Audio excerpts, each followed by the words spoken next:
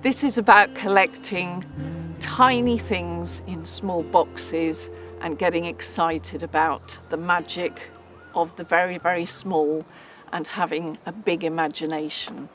So we can create boxes that are just in tins with just bits of card that you can collect little things like tiny shells, stones, and resources that you can keep in the classroom to work with if you're indoors.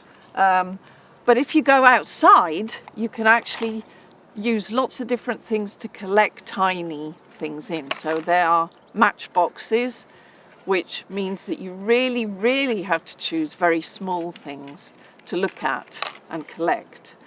And they can be collected with the idea of selecting colours or selecting things that are spiky or thinking about things that have real magic properties. So all of that can guide the sort of collections that you make.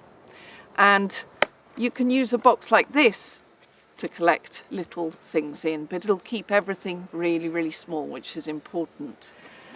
But once you've got your collection, then you can actually spend time thinking about those tiny things very, very carefully and creating a way of a pattern maybe that you might want to make. So you could actually order them into a shape, so you could lay them out. And these are the very important and slow actions that you can play with again and again. You can create an image, for example, out of the things that you've made. And as you're making these things, the stories and the conversation can evolve. Maybe it's a world that is inhabited. Who might live in this world? And maybe it's a present or something that's been created and found in the woods as a special kind of gift for somebody, and it's made out of beautiful little treasures. And what are the treasures about? And so you can explore that whole way of collecting things, but they're very precious and they're very much yours because you've made them that way.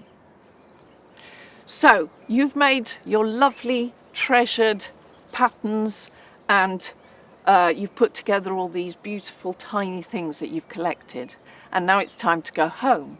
So there's ways in which you can take these things with you. So you could suggest putting it into a little tiny matchbox so the children can take them away, or you can just pop everything that you've made into an envelope, and then that can be taken back and you can play with that again. You can stick it down and it's yours to keep and remember.